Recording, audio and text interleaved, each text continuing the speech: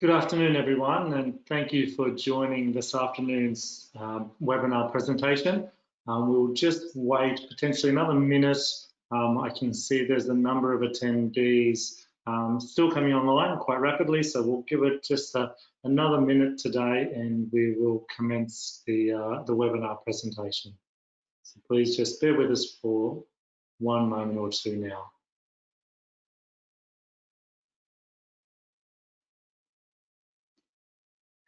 Or just a couple.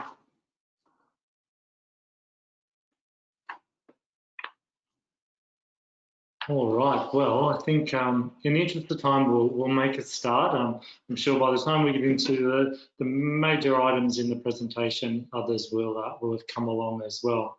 So good afternoon, and thank you for joining today's Quarterly 3 Market Insight webinar.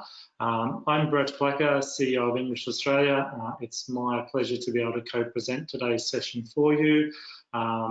This is the third in the series of Quarterly Market Insights, and hopefully through this process we can share some of the key data points and performance of the year to date. I'm here and joined by my colleague Patrick. Patrick is Head of Research for Bonnard, and Bonnard have been a tremendous partner, which I'll outline in a moment. So just moving on into the presentation itself, I would like to firstly acknowledge the Department of Education, Skills and Employment, who are our project sponsor. Gracefully have provided the assistance for this project under the Higher Education Program Fund.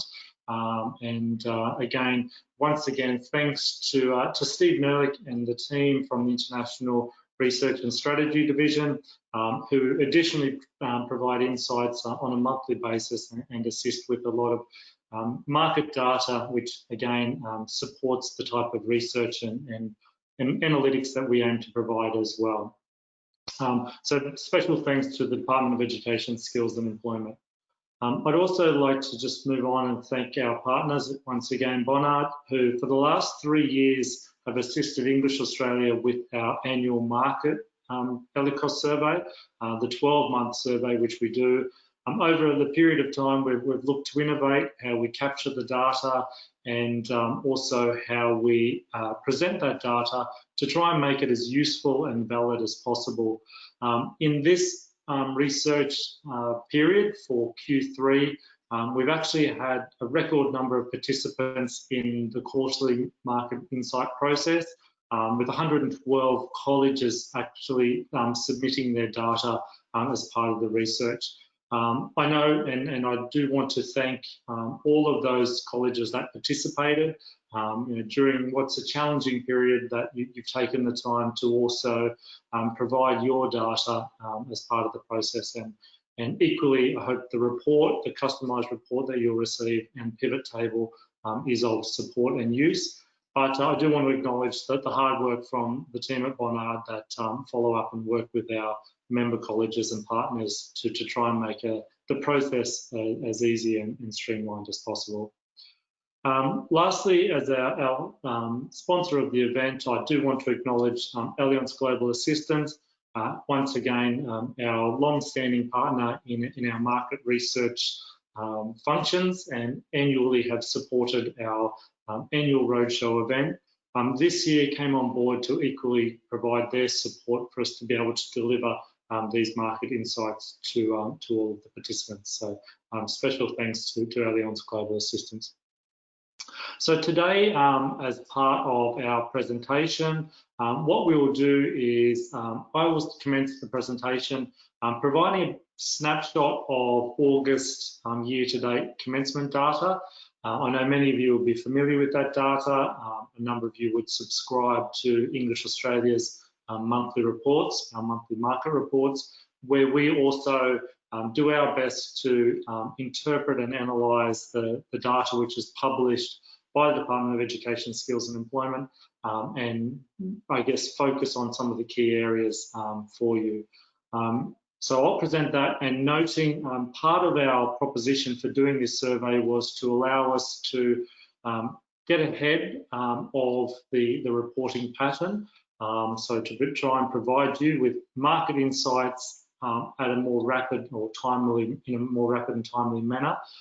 So in doing that, I believe the comparative data for September will be released potentially by the end of this week, if not early next week, and we at English Australia will, as rapidly as possible, try and interpret and release that data for you as well.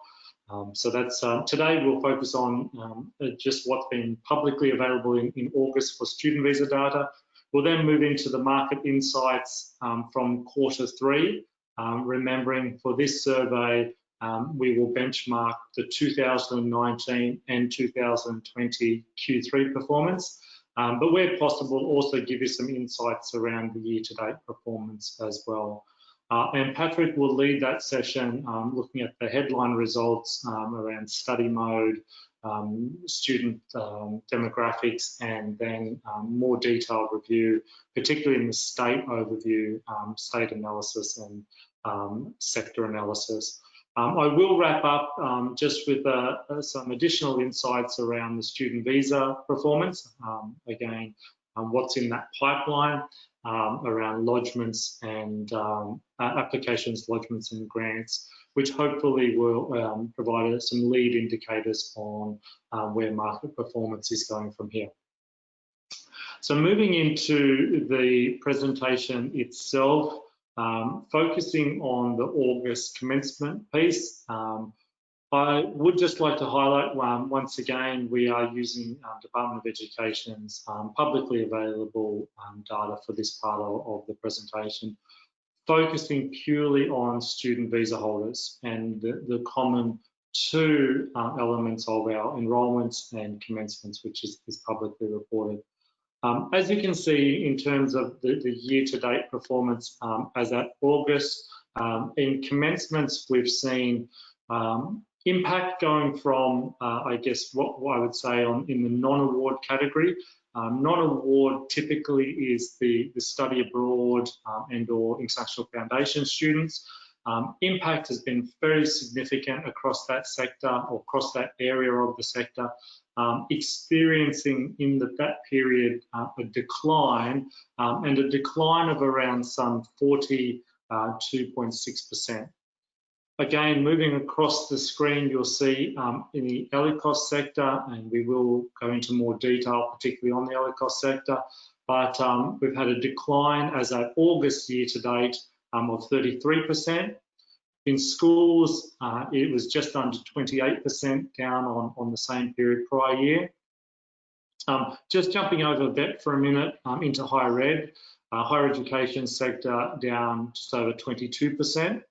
But what I think has been quite an amazing achievement year to date has been our vocational education and training sector, which as at August is still showing growth in the year to date numbers and a growth at that period of 4.5%.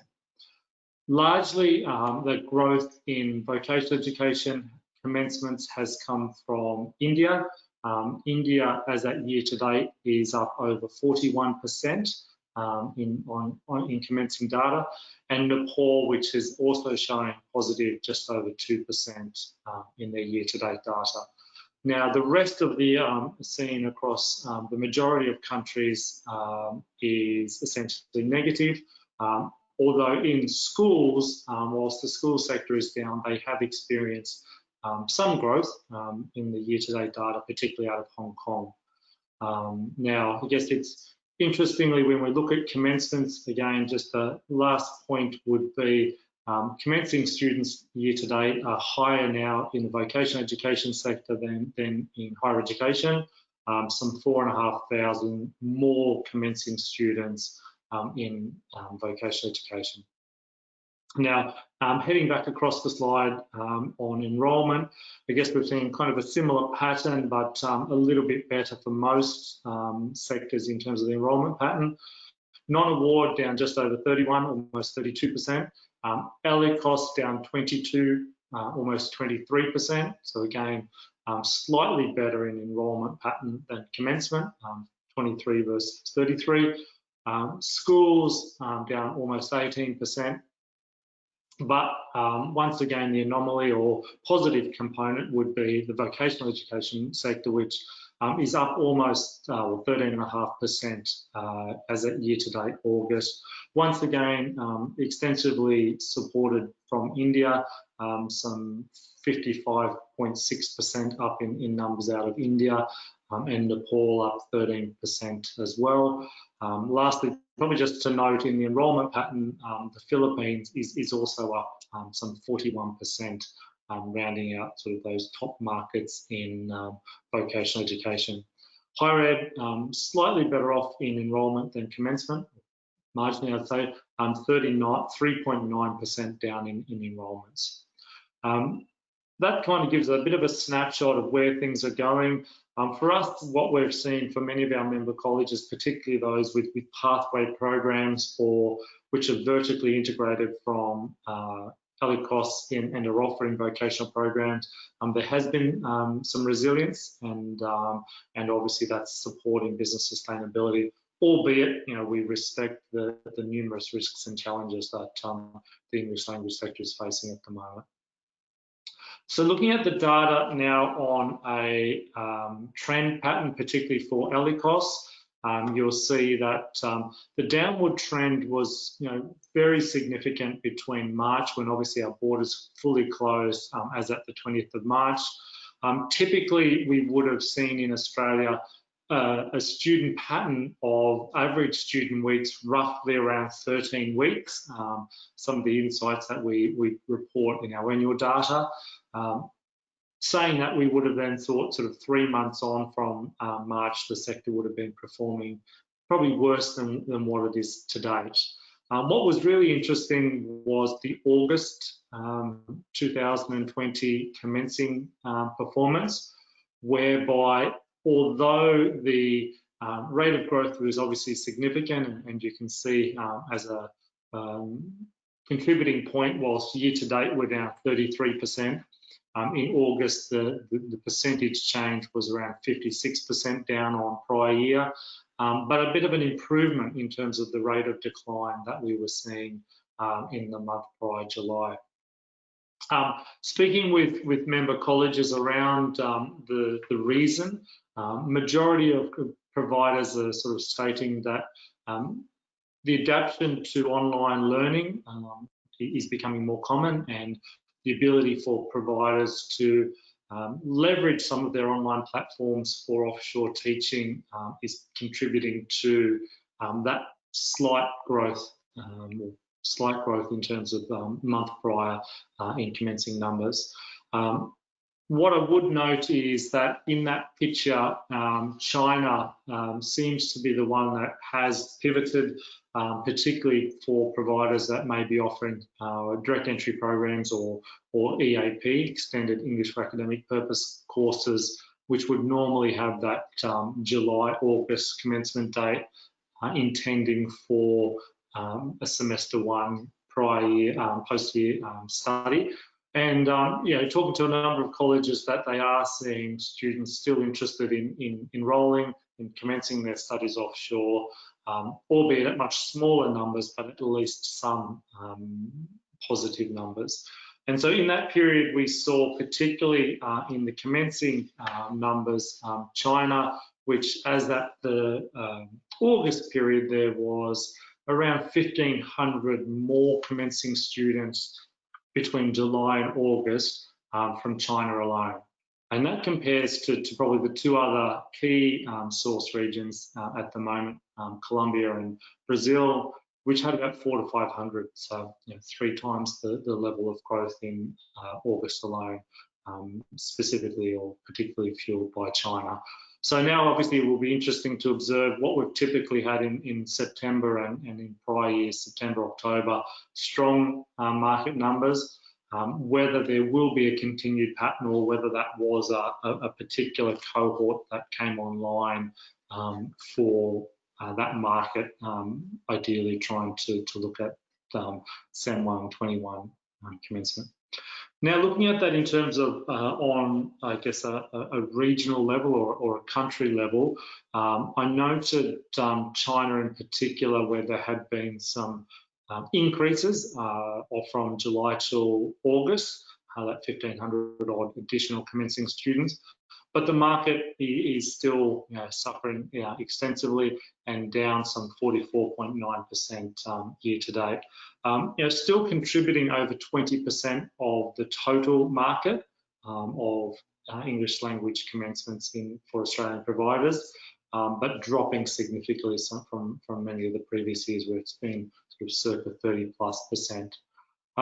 Just to again point out, you've got the data on the screen in terms of the absolute change in some of those key source markets. Within that market profile, the top 3 countries, so China, Colombia, and Brazil, typically make up, or in this profile, I should say, make up around 45% of all of the commencing students. In year-to-date numbers, we've had 142 different nationalities commence study ELICOS program, and so about 46% of those coming within that top 3 market, China, Colombia, and Brazil. Expanding that to the profile, which you can see on the screen at the moment, it's just under 75% of all of the commencing students have come from the top 10 source markets, which you can see across the screen at the moment. On those, I guess it's leading to the extent that the other 132 source markets have essentially added up to that 25% of the total market. But I've pointed out, I guess, some of the particular market changes in the data set on by country. We will then, when we look at the Q3 data, we'll actually take it down a level and have a look at the performance from those markets when you add in the non-visa section as well. So lastly, and just conscious of our time, wanting to make sure we get plenty of time to drill into the sector and state level data on the Q3. Just looking at the performance of our different states, so where we are year to date by state. China, no doubt, had the biggest impact in Victoria, leading to the decline, noting our benchmark national declines around 33%. So with Victoria, the decline from China was a bit above what we'd seen in the main demographic, and it was around a 46% decline alone out of China. You can see ACT and Tasmania, even though they're the 2 sort of smaller regions, or small other than Northern Territory, have experienced very rapid and significant declines. And again, China has been the result of those particular declines. And somewhat what was a little bit surprising in ACT, we actually, even though they had a drop, quite a significant drop, the numbers had increased slightly out of India, and whether there were some factors in the way different settings and regional settings were starting to show some green shoots for at the start of the year for South Australia for ACT, and I know later on for WA as well. Probably the other big one to note up in Queensland, we have obviously a big market out of Japan, and typically larger in the non-student visa, with Japan being the #1 source destination for many years into Queensland. So the impact of the declines out of Japan have really had a multiplying effect up in Queensland as well. But I know a lot of the insights for August year to date are well known from you, so I do want to move on to the other part, and we will, as mentioned, look at the September data when it's released, and again narrow down on some of the key market changes and insights for you. Just before we do that, in terms of September, I'm just going to give you a quick sneak peek on my next slide. I'm going to show you where things are at comparatively year to date. Do want to give a special thanks to the Department of Education, Skills and Employment. As mentioned, they're aiming to release tomorrow the updated September data, but as a brief sneak peek and special treat for all of you online today, we can look at the ELICOS commencing data on a headline figure. Has experienced a sort of more significant decline running into September, down 37.8% in commencements from the 33% benchmark, and enrolments from 23% down in enrolments to 27% down. We don't have all the country breakdowns and all state breakdowns, so we'll do that level of analysis slightly later. In today's presentation, as mentioned, we will typically benchmark quarter to quarter to give providers some real clarity around what's happening in those positions. So the majority of insights will be particularly on the quarter.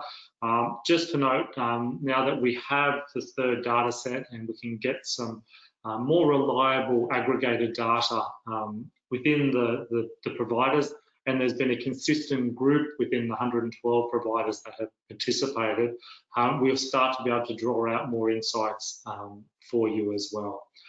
So I guess that benchmark number in student visa alone, decline as at the end of September is 37.8, and Patrick will give you an overview if we were to wrap in all of visa data, what that would look like on an aggregate picture as well.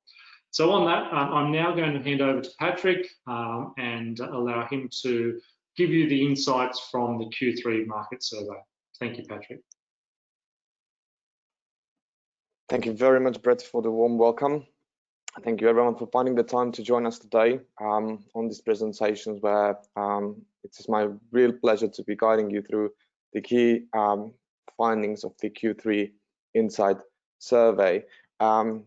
Just as a way of a quick recap, what we think is really increasing in its importance is that we're able to timely provide this market performance data, and not just now, but going into recovery. I think providers will find it extremely useful to be able to tap into this market resource.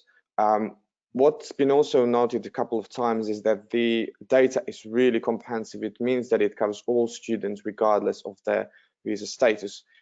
So in our efforts, we try to bring a true representation of the market, especially when we look at the source market and visa type matrix. In addition to the annual reporting that's been in place for many, many years now, we also wanted to bring new areas and new insight into the spotlight. And as Brett mentioned, now we're in the third quarter of the year, we started to outline seasonality trends. We're also able to tap into booking sources to provide an update on that, and how is the proportion of direct and commission bookings evolving throughout the year, and of course course delivery method, which has been of terrific importance.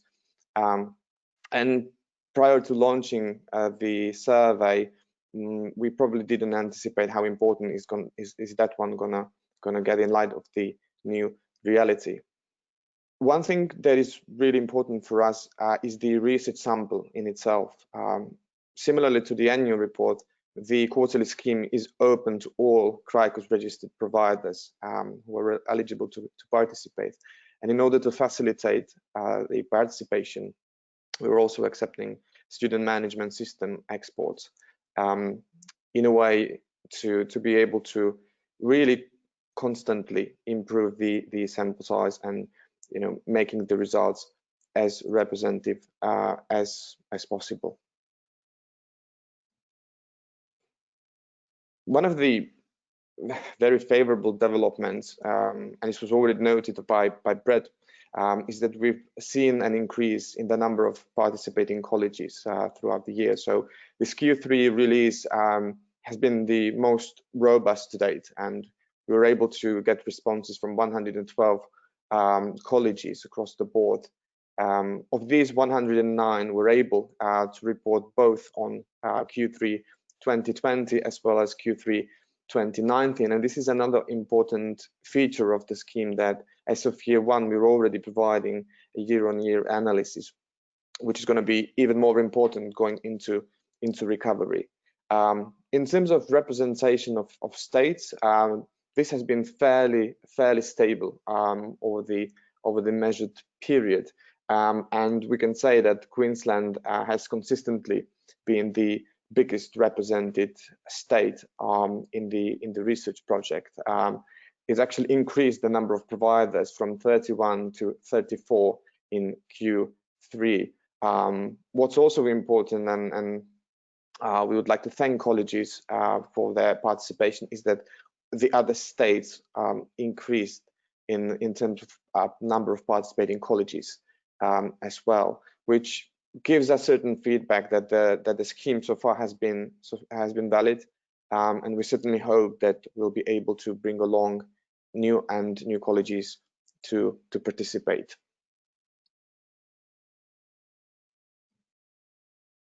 In terms of sectors represented, again, fairly stable. The biggest cohort of colleges are represented by ELICOS only or standalone colleges. 40 participated in Q3 2020. The second strongest cohorts are university affiliated or university based colleges. In Q3 2020, 30 of these participated in the research project. Also, strong representation by vocational education and training. 24 took part and submitted their data for Q3 2020. We also reflect the other sectors, multi-sector, 7 colleges. So the school sector has been represented by 6 institutions, and the private higher education segment has been represented by 2 colleges in Q3 2020. Now, in terms of the market itself and how it performed in Q3 2020, this was, looking at the other quarters of the year, been the steepest decline in a year-to-year comparison. If you look at student numbers, these 109 colleges cumulatively hosted 7,865 ELICOS students in Q3 2020, which represents a decline of almost 74% year on year. We can also say that the decline in student weeks largely mirrors the development in student numbers, also just below 74% point decline comparing Q3 2020 and Q3 2019. As mentioned, since we're already in a fairly advanced stage of reporting for 2020, we're also able to start to see some of the trends and to be comparing individual quarters to start outlining some trends in seasonality and so forth. And here you can also see basically what's been the year-on-year change for respective quarters. So at the beginning of the year, the market was still quite solid, and we saw a 9.5% decline in student numbers between Q1 2020 and Q1 2019. However, as we went into Q2, when the pandemic almost fully unfolded, the decline was much more prominent, and the market basically shrunk by more than 50%, from 9,000 students to some 8,500 students. Again, this is based on the colleges participating in particular quarters. And going into Q3 2020, obviously it's a more stronger quarter in terms of student commencements and student enrollments. However, the decline was even steeper. So we saw that 74% decline in the number of students comparing the two quarters.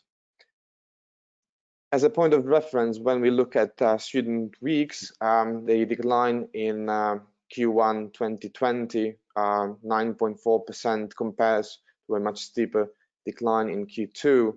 So from some 240,000 student weeks, we've come to some just below 90,000 student weeks in Q2 2020.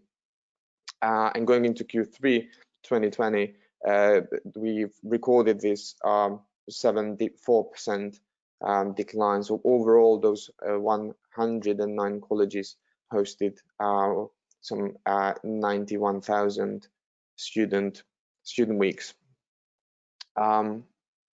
In terms of comparing the research sample across the board, we were able to identify 85 providers who've reported in each of the quarters to date. So this is the core of the scheme, and what I'm presenting right now is basically a like-to-like comparison of the sample and its evolution, and what we can see and how this data, which again covers all students regardless of their visa type, compares to the DC data presented moments ago, is that overall, and again this is year to date, September 2020 commencements, so data spanning the first 3 quarters, we saw a 41% point decline, and that gives you another point of reference in terms of how the sector performs. In terms of the visa breakdown, now obviously the most hit segment of the student mobility to Australia was students studying on a visitor visa, and we're going to see that also for some nationalities which are quite strong for this particular segment, like Japan. But essentially, if we compare again Q1 2020 data and Q3, where the proportion of visitor visa was 1%, in Q1 2020, 90% of all students were studying on a visitor visa. So basically, we see all the other categories shrinking, and students on a study permit or study visa now represent the vast majority of students in Q3 2020. And again, the share of students on student visa is even more important or greater when we look at the shares in terms of student weeks.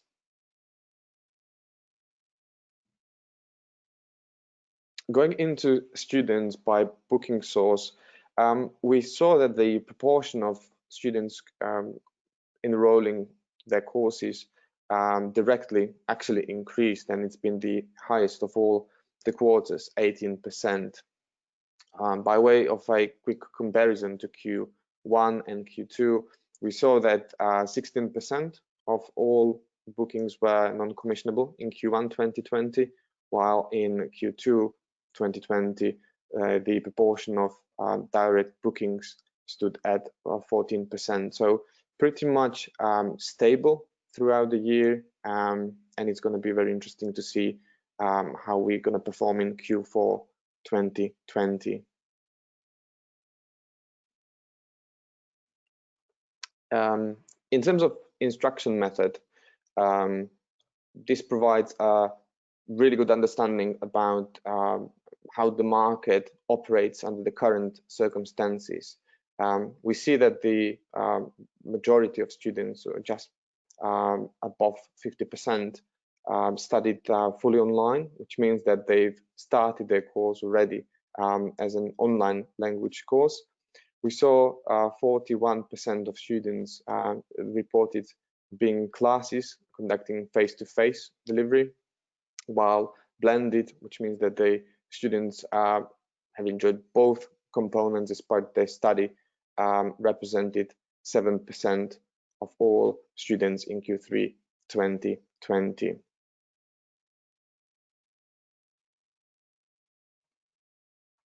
Looking at study location, what we saw across the board again is a growing proportion of students studying on offshore.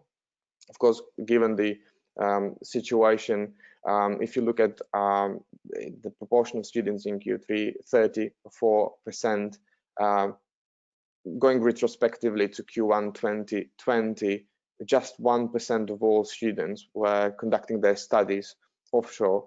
Going into Q2 2020, we saw some 20% studying offshore, and now again the proportion is pretty much that 1/3 of all students studied offshore, while the remaining 2/3 of the market pursue their studies in Australia.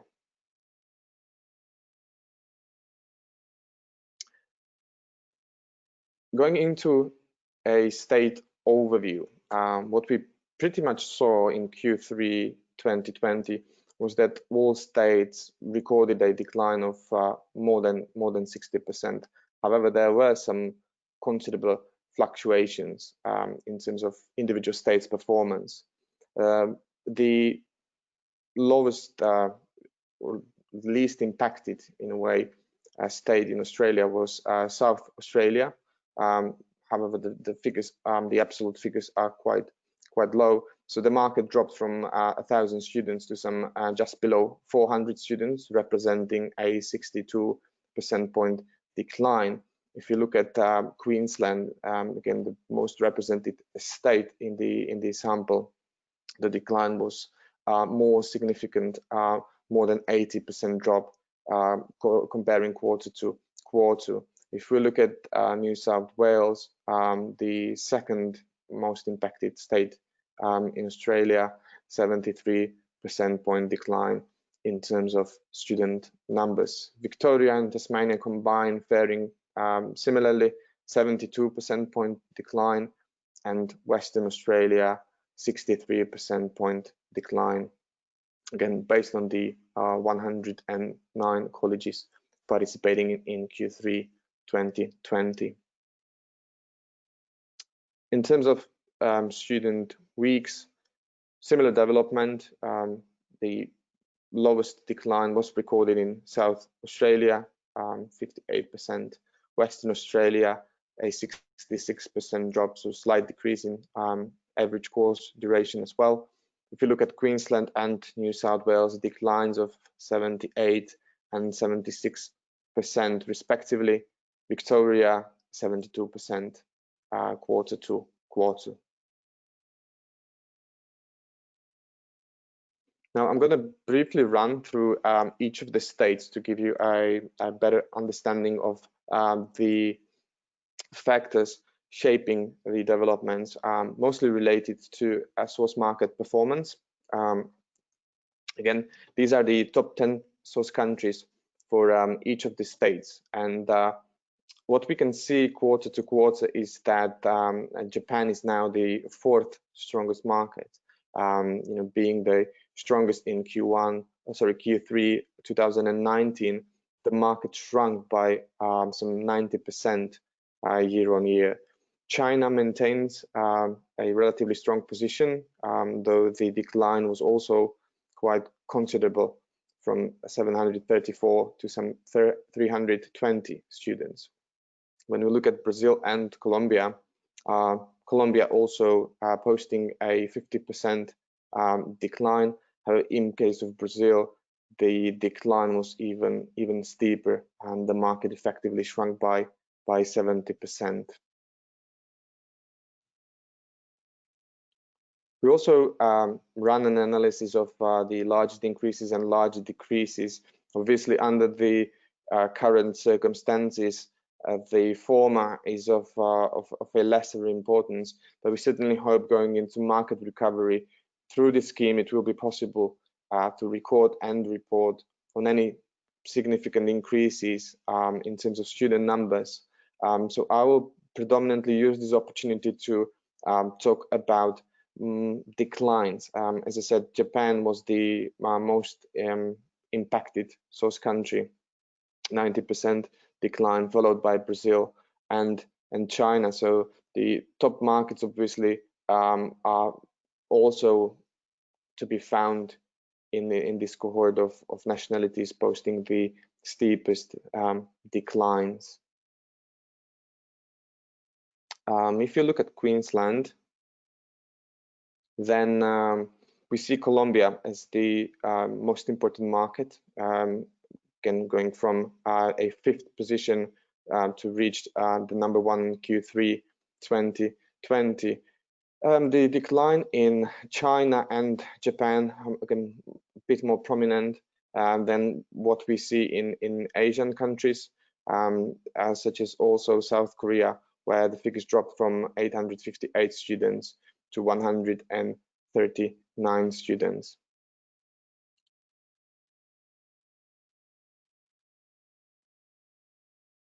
And in terms of increases and decreases, again, just very small numbers in terms of absolute figures for any increases in Q3 2020. However, when it comes to larger decreases, this pretty much mirrors what I've said, that the biggest declines are coming from Asian countries, and Japan in particular, again, more than 90% decrease comparing Q3 2020 to Q3 2019.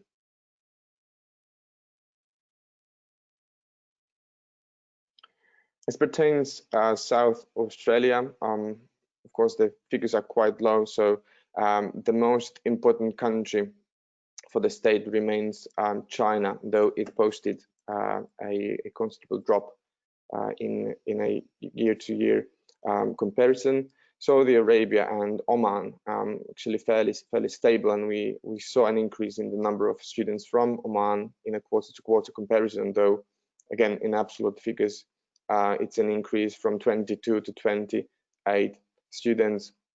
Japan mirroring the development for other Australian states, decreasing from 104 students to 8 reported students in Q3 2020. Also Brazil perhaps less prominent for providers in South Australia compared to other states.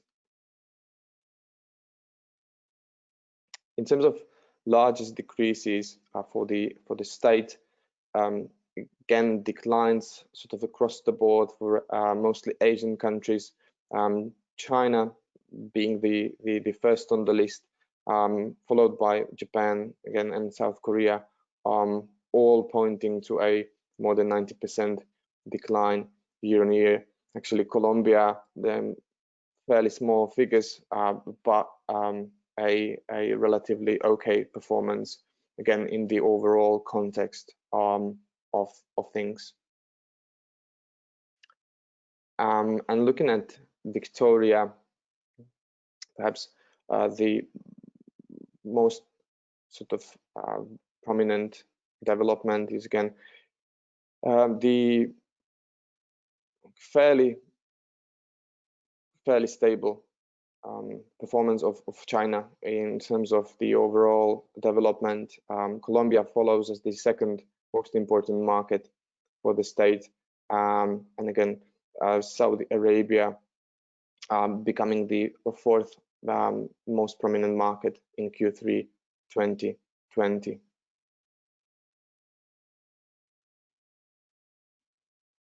In terms of source market performance, specifically largest decreases, China again in absolute figures dropping by more than half, followed by Japan, and we also saw quite a big drop in the number of students coming from Thailand. Colombia again pretty much aligned across with a 50% decrease year on year. Western Australia, we actually saw a shift in the number and the order of top source countries for the state, China and Japan being traditionally the biggest contributors in terms of student numbers, dropping to third and fourth spot respectively.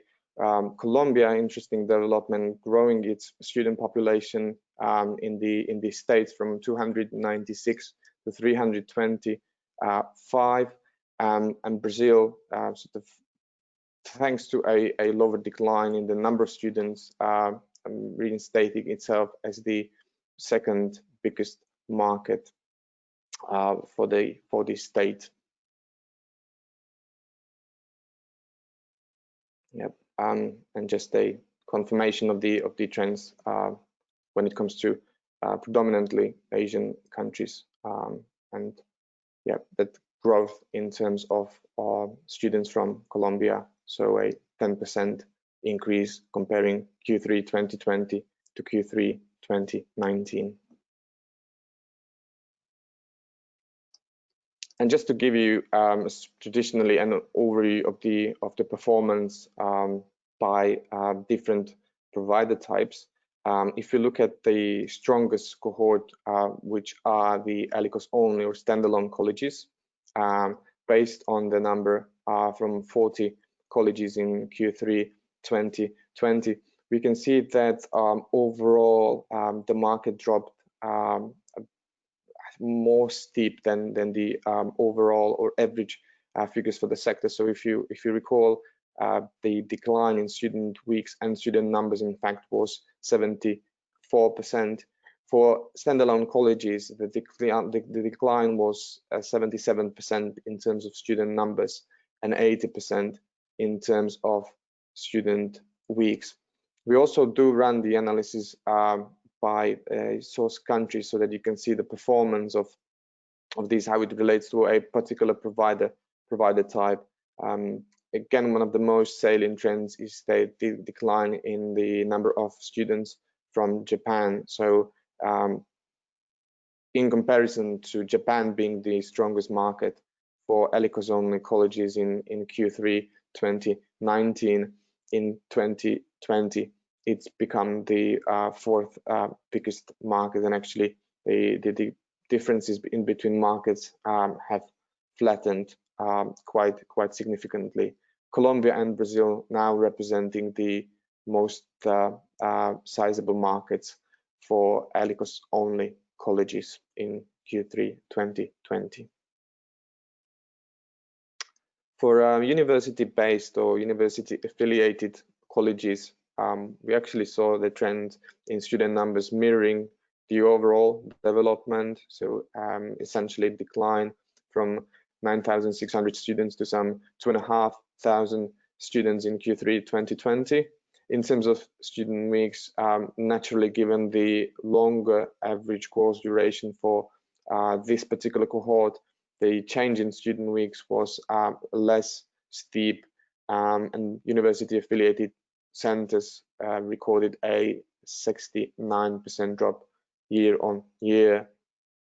In terms of source market performance and comparison, China is still the most dominant. Also, if you look at the share of student, both in Q3 2019 and Q3 2020, it's still the leading source market by far.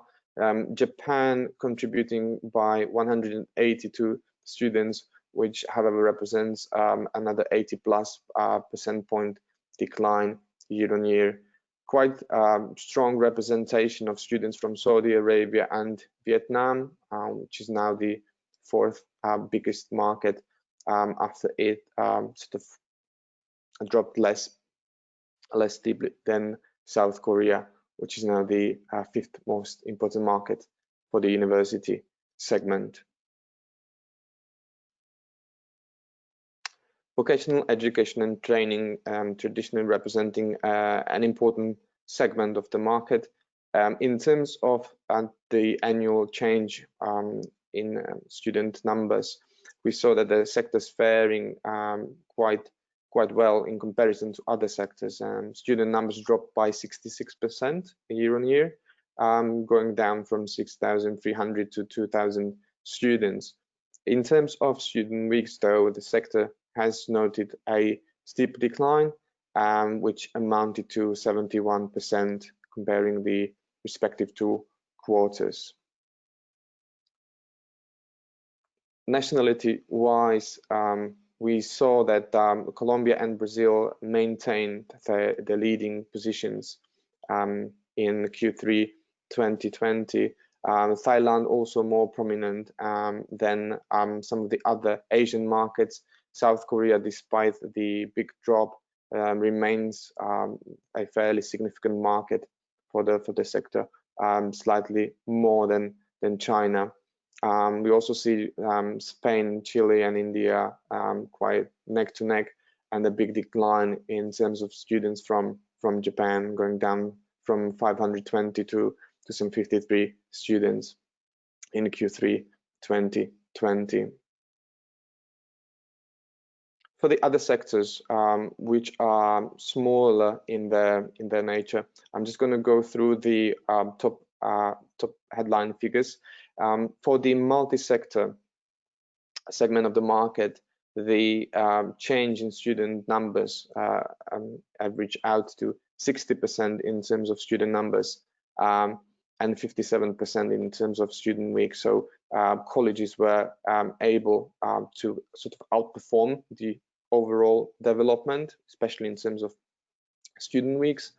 For the school sector, numbers dropped from 726 to 109 students, which represented a 85% point decline, which also shows how prone this particular segment is to external circumstances.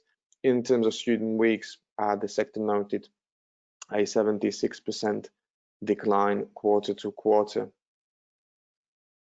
And finally, in terms of private higher education institutions, we've recorded a just below 70% decline year on year in terms of numbers. In terms of weeks, similarly to the previous sectors, weeks were quite less affected, especially comparing the figures for the university sector, and amounted to 48% point decline quarter to quarter. So hopefully that gives you an insight into the more granular breakdowns, and I will now leave it to Brett to get back to you on the August 2020 student visa data. Thank you very much, Patrick, for once again a really comprehensive overview of the Q3 data and insights. Again, for colleges that participated, we will be distributing the reports tomorrow to everyone that submitted data to the survey. And on that, we will also be providing the pivot table to you as well. So it'll allow you to do any bespoke modelling or reporting that you may want to do. For any colleges that may be online and haven't previously participated, you still can. In the next survey period, we'll have the Q4 survey period, which will be launched in January next year, January 2021. So we encourage you to try and look to whether you are able to participate, and please get in touch around that as well. So very quickly, the data that I just wanted to go over, just to conclude today's presentation, is to look at some of the pipeline visa data, which was, again, data reported as at the 31 August proportion. And as we know, when we're dealing with most of our data sets, there is an obvious lag. We are doing our best with the quarterly survey and intending in the future to aim to turn the data around within about 6 weeks close of the period. So close of the quarter about 6 weeks after is our target date for release, depending on providers being able to submit their data. With the Department of Education, they do a lot of great work to get that out.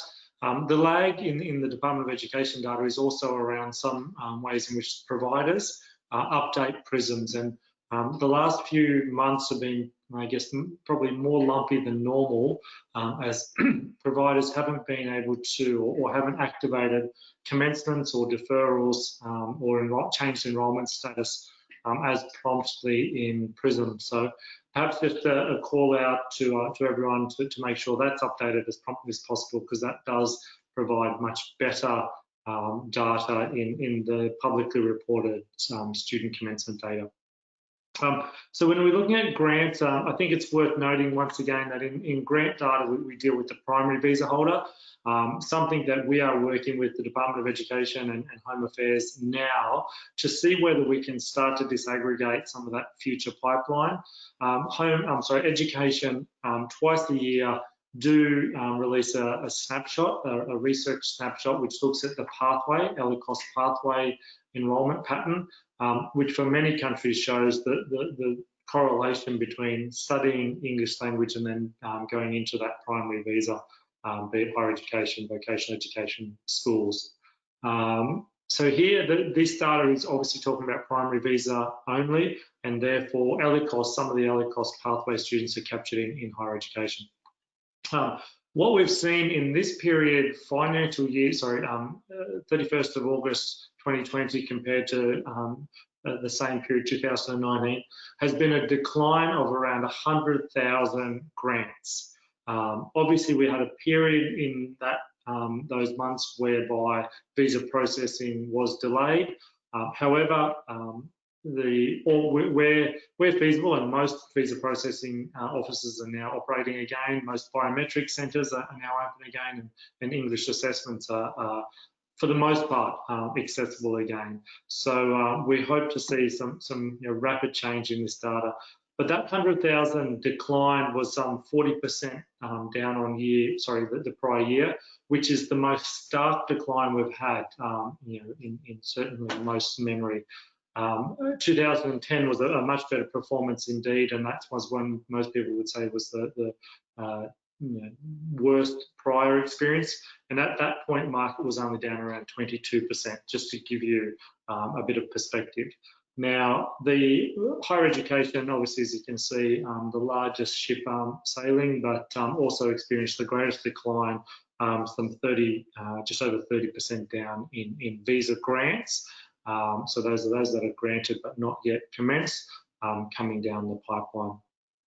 I'll quickly just touch on some of the other key data points, and if you look at the, I guess one of the metrics which we like to think about in the next slide, which is around our onshore versus offshore student cohort, and particularly here for our independent ELICOS sector, you'll see that in onshore numbers, and this is maybe part of the resilience or the stability, the numbers that are still in the system to date, even though we would have expected probably greater declines on average student duration.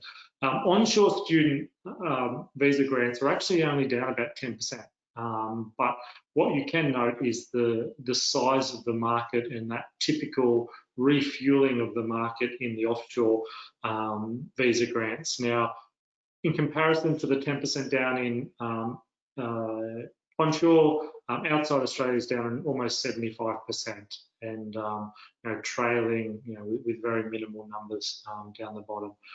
Quickly, just picking up, other than the grants, we can look at what's happening in terms of our lodgements. So those in the pipeline and not yet confirmed. We've seen an aggregate fall of around 36% down across the independent ELICOS market when you add in both of the onshore, that stable market, and the offshore market. I'm just conscious of time. With a minute to go, I'll just quickly give you a snapshot. And a lot of this data is again included in our monthly reports. In our next data set will be, we will give you the September data, hopefully in the next week or so separately. So I'll just move on to the last picture, which shows that monthly pattern. And again, the stark drop that we've seen in from visas lodged back in February, where we were trailing just under between 2,500 and 3,000, down to 75 in the offshore cohort for independent ELICOS, trailing through to the end of August. So hopefully, now that the testing centres are reopened, biometrics are reopened, processing has happened, we'll see that uptick relatively soon. Lastly, I do want to just move on and give a quick picture of that. Sorry, that's a repeat. I'll move that one through, Patrick. Oh, sorry, that's the lodgements. But I wanted to thank Allianz Global Assistance, again, acknowledging the strong partnership we have, their commitment to student support, student welfare. During this time, they've got a whole lot of digital solutions available through their app technology, and committed to working with providers if you've got any questions around COVID-related treatments. Lastly, on there, I'll just give you an overview of some of their solutions that they will provide for colleges in the digital space in their app, telehealth, and again, a really strong and committed team of account managers whose details I'll put on the screen for you, and encourage you to follow up and contact each one of those people around what support you could have for your own institutions. Thank you to all of the attendees for coming along. Once again to Bonnard, our partner in this research project, and Department of Education, Skills and Employment, and most of all to all of those participants that have contributed to the survey. We'll be back in a few months' time with Q4. Any questions, please send them through, and we're happy to assist outside this forum as well. So once again, thank you, and bye for now.